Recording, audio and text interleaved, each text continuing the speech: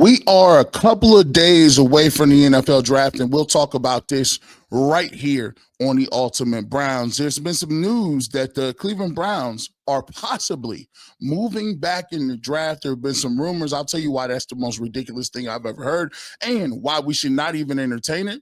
Also, Mary Kay Cabot, she weighed in on the Joe Flacco situation. Kenny Pickett, is it really a competition? And you might be surprised who she's saying is she has in the clubhouse as the favorite so far. And does AB need to really hit a home run in this draft? We've heard a lot about Andrew Berry needs to hit a home run. Andrew Berry, it seems that Kevin Stefanski seems to always be safe. I don't necessarily believe, as Jason Lloyd does, that the Cleveland Browns are on the hot seat, according with what Jimmy and D Haslam have been saying all offseason. We'll come back and talk about all these things, and we'll break it down right here on this episode of The Ultimate Browns.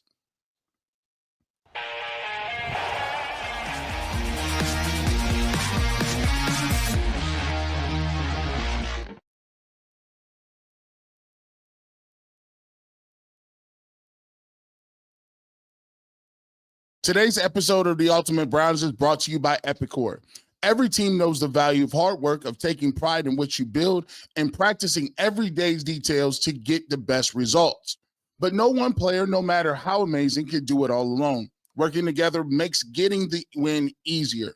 At Epicor, all our all-stars are the hardworking manufacturers and distributors who create and deliver the things we all need, from aerospace to electrical to medical devices. Epicor ERP solutions are created by industry experts to help make every day easier. Seeing the whole supply chain is easier. Managing the logistics is easier. Responding to practices and prices changes is easier. For the small businesses with big dreams to the growing enterprises with global vision, we'll equip you with the right tools to move forward, think ahead, and lead the way.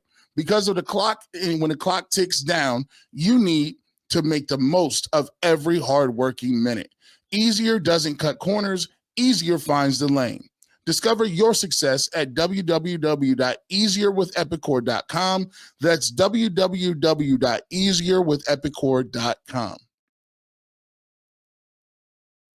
Welcome to the fastest 30 minutes in sports. It's your boy G. Bush right here with the Ultimate Browns. We got a great show planned for you as always. We got a bunch of things coming up here for UCSS on draft night. Make sure you check us out on draft night, 8 to 10. We will be on the air. We'll be all over the place. You'll get a lot of breakthroughs. You get a lot of lives and different things like that.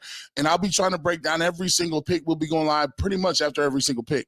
So keep it locked to here to UCSS to get the notifications. And if you're new to the game, subscribe to the channel so you know when we're going live and you won't miss any of those updates. We got a great show planned for you today. Does AB need to hit a home run in the 2025 draft? We'll kind of hear from some individuals with that. Jay Crawford and Jason Lloyd kind of went back and forth about that on Ultimate Cleveland Sports Show. We'll get into that. Mary Kay Cabot has some interesting thoughts about who's going to be the guy that's going to be really the favorite to be quarterback. And most think it's Joe Flacco, but she seems to think Kenny Pickett has the inside track. We'll listen to her. And then, of course, we'll be talking about some Cleveland Browns draft coming up in a day or so. But before we get into any of that, let's listen to what they had to say on Good Morning Football. This talked about the Cleveland Browns and what they're planning on doing. And are they having and taking some calls from people who think they're going to trade back? There seemed to be some sort of chatter about that. And we'll take a listen to this right now. There have been phone calls made to both the Browns at 2 and the Giants at 3 with the intention to move up, from several different sources telling me there are teams who are looking to get up in this draft to either the 2 or the 3 spot. The assumption being to move up to the 2 or the 3 spot, it would be for Abdul Carter, Travis Hunter, or the running back Ashton Genty, who everyone expects to go somewhere in that 5 to 7 to 8 range. There have been teams making calls, and those teams are not immediately slamming down the phone. The Browns at 2, the Giants at 3. Everyone assumes it's going to be chalk, that this is going to go Cam Ward, it's going to go Travis Hunter, it's going to go Abdul Carter. Not so fast. I think the 2 spot gets very interesting if the Browns are listening to a Godfather deal for them to trade back and someone to trade up into the top 3. Yeah, let's stop the games. G. Bush and himself is going to put an end to this right now.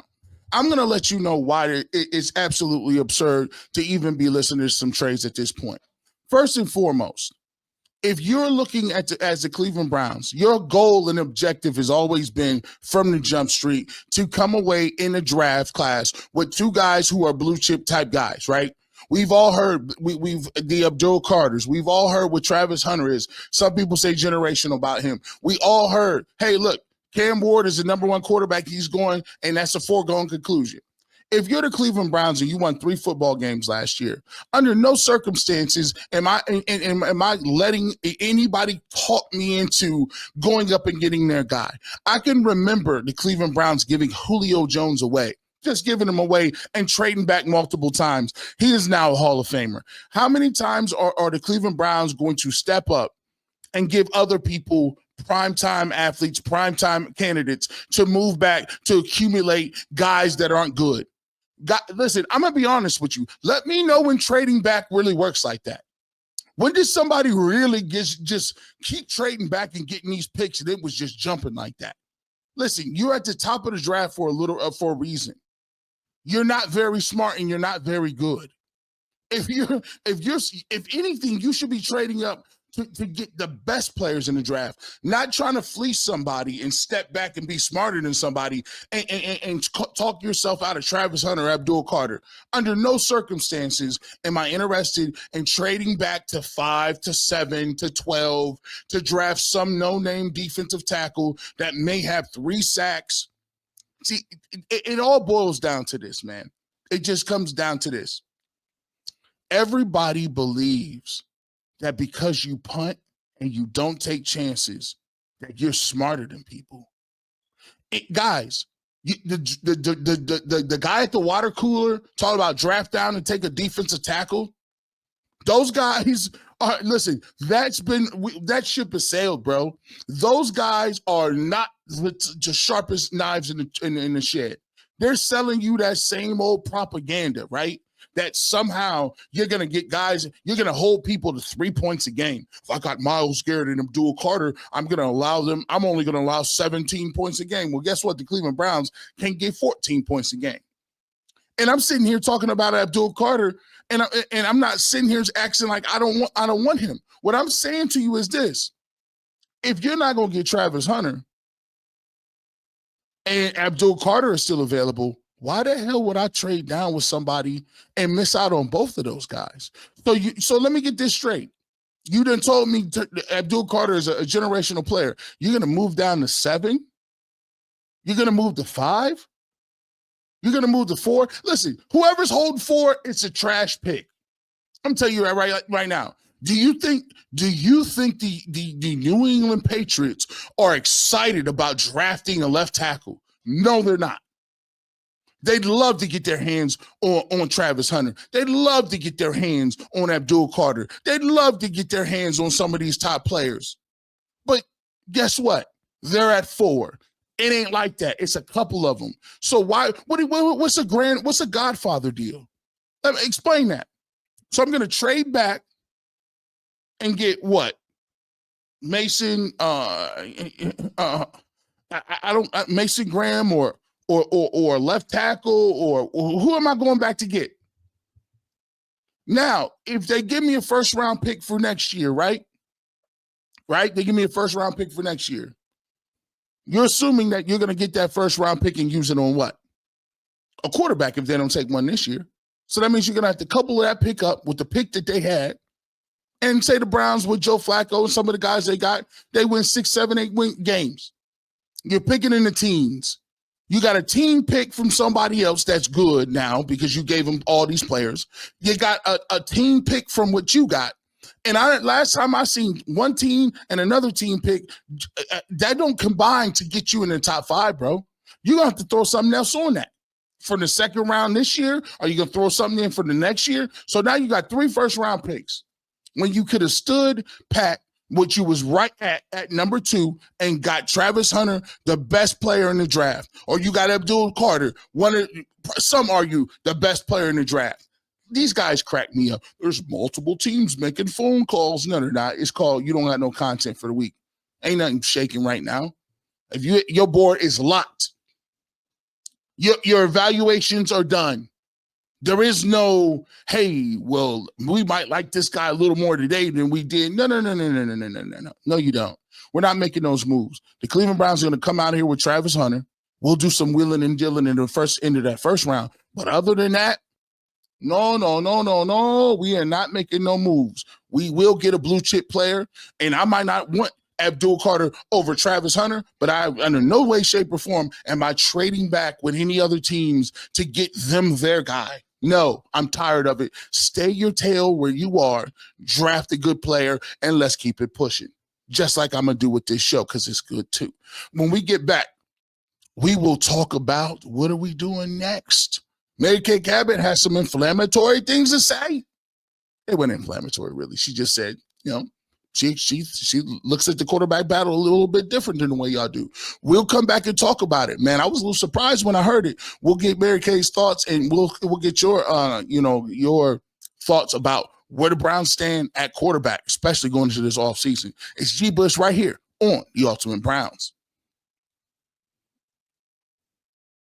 The NBA players are upon us, and FanDuel is giving new customers an incredible way to get into the action. Right now, when you join FanDuel and place your first $5 bet, you'll get $250 in bonus bets if your first bet wins. I love watching FanDuel, and I love playing on FanDuel because it gives me the easiest and best access to all my favorite prop bets, from three-pointers to steals to assists.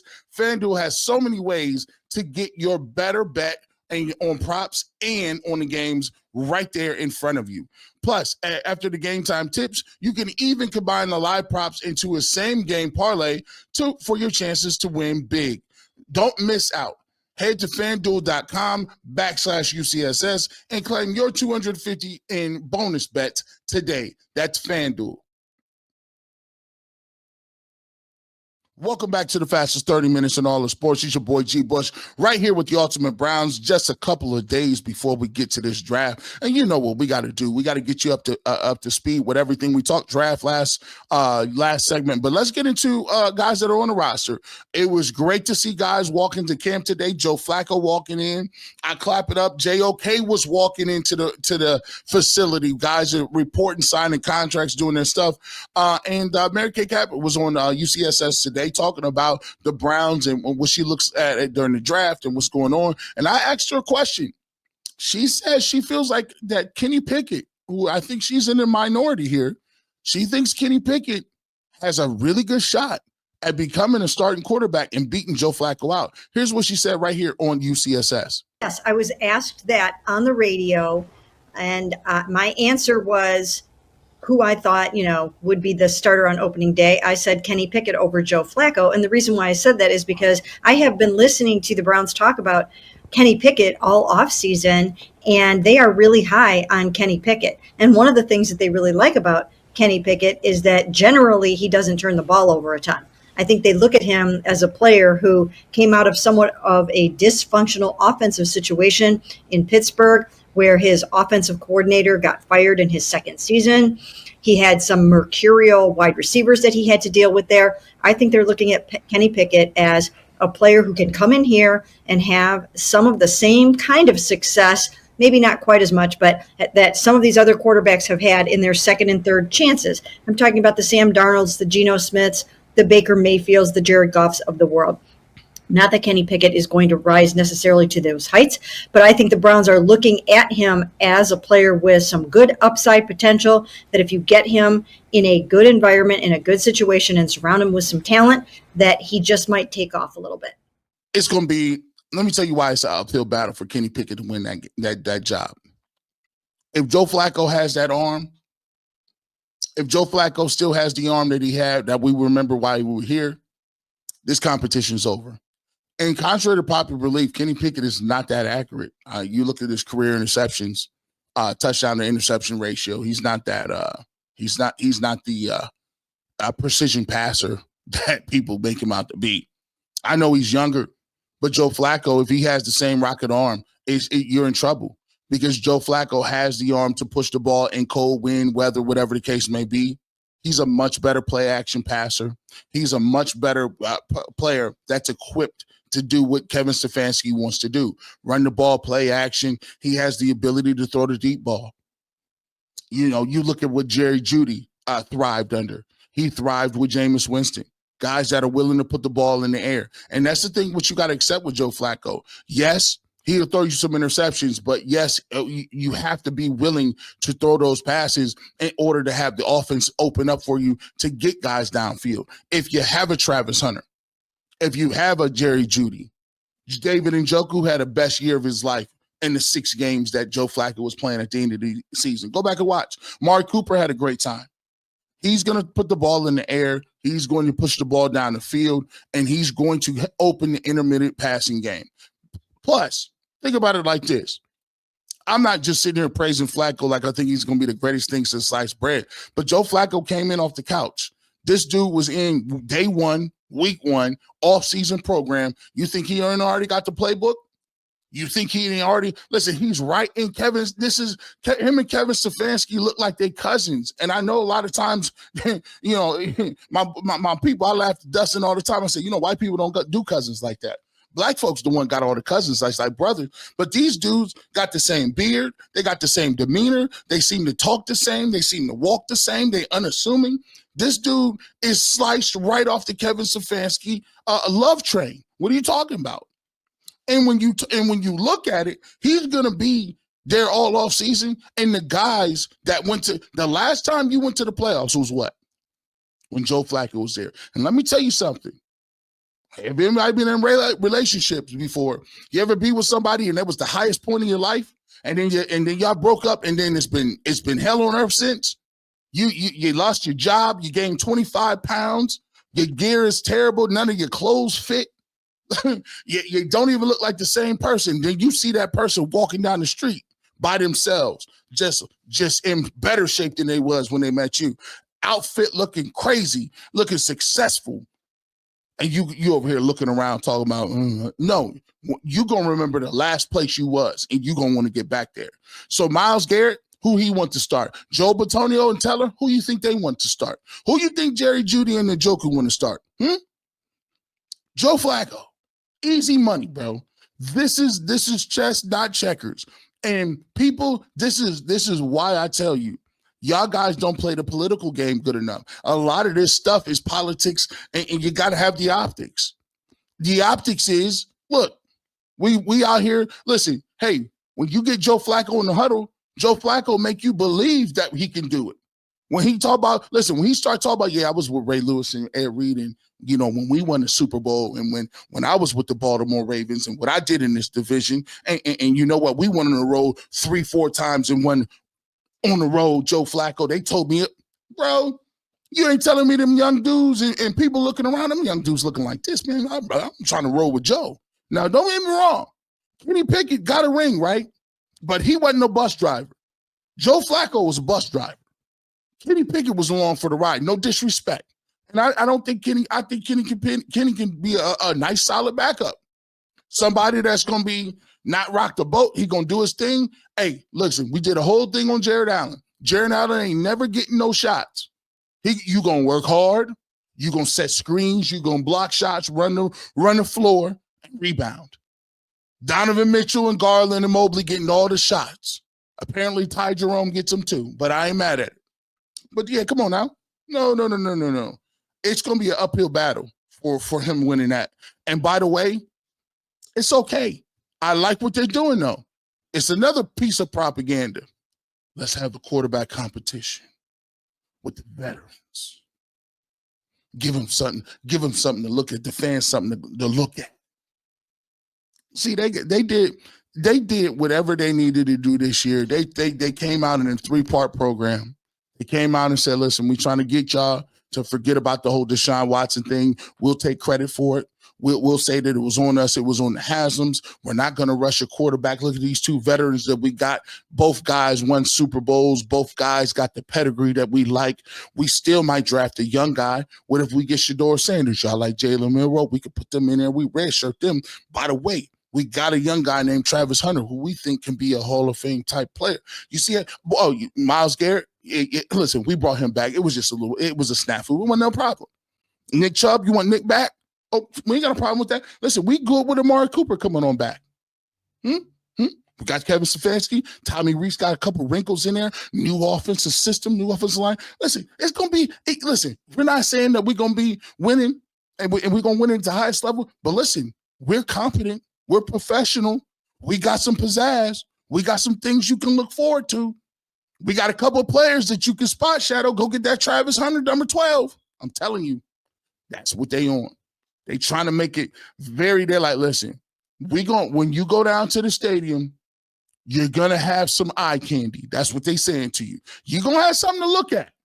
We brought the fan favorite Flacco back. We got a young guy on the outside that's an exciting playmaker. We got the defensive player of the year candidate, Myles Garrett. We brought back Nick Chubb. We got a storyline for him to come on back and do his thing. Come on now. Offensive line look rejuvenated. I'm just saying. Give you a reason to go down there, don't they? We'll see. Starting Wednesday. We're going to see on Thursday what's going on, how the Cleveland Browns start the resurgence. When we get back, we'll get into,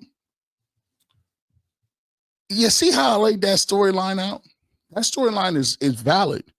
Let's get into that storyline coming back, because I don't actually think, we thought that Kevin Stefanski and Andrew Berry was on the hot seat. People have been saying, does AB need to hit a home run in the draft to keep his job? Necessarily, I don't think so. I'll tell you why when we come back, right here on The Ultimate Browns. Did you know your Fire Stick TV is also an Xbox?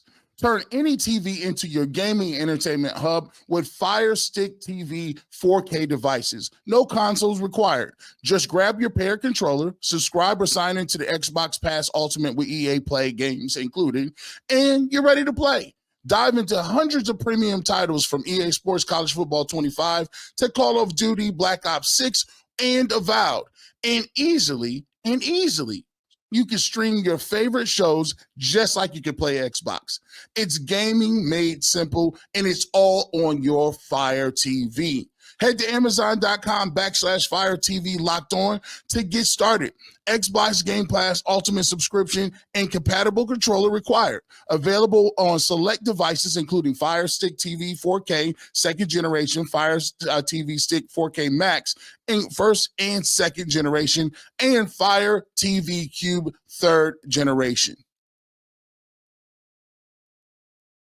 Welcome back to the fastest 30 minutes in all of sports. It's your boy G. Bush right here, cooking. A couple of days before the draft, but we talking about existing members of the team and existing members of the front office. And a lot of people been trying to say that Andrew Berry somehow is on the hot seat, but Kevin Stefanski is safe.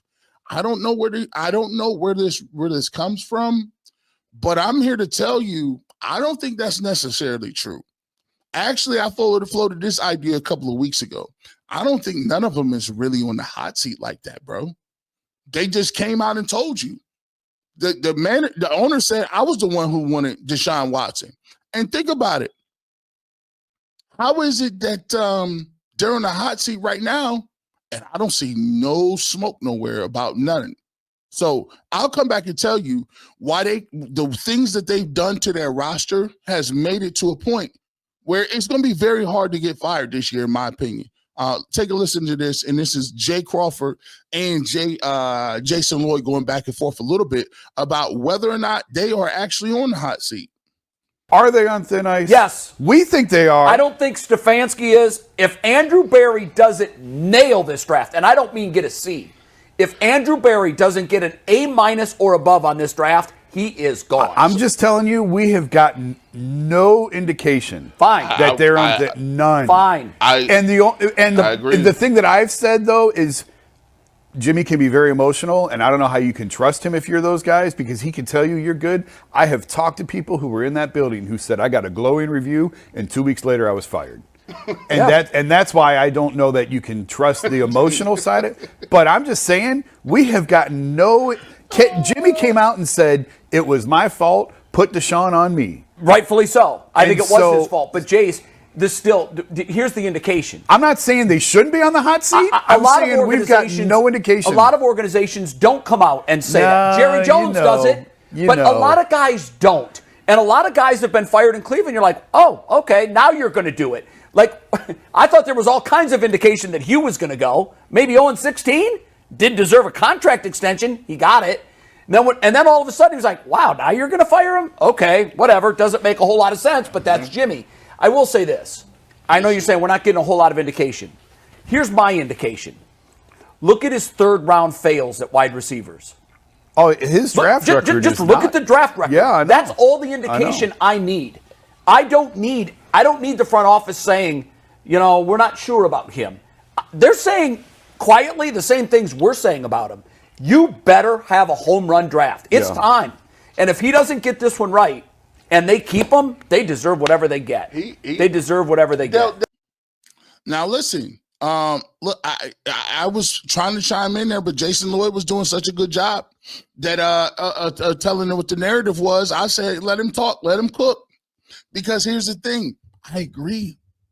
We've been sitting here saying, if they don't do this, they don't do that, they don't do this, them boys is out of here. No. Jimmy Haslam actually came in and gave them full cover.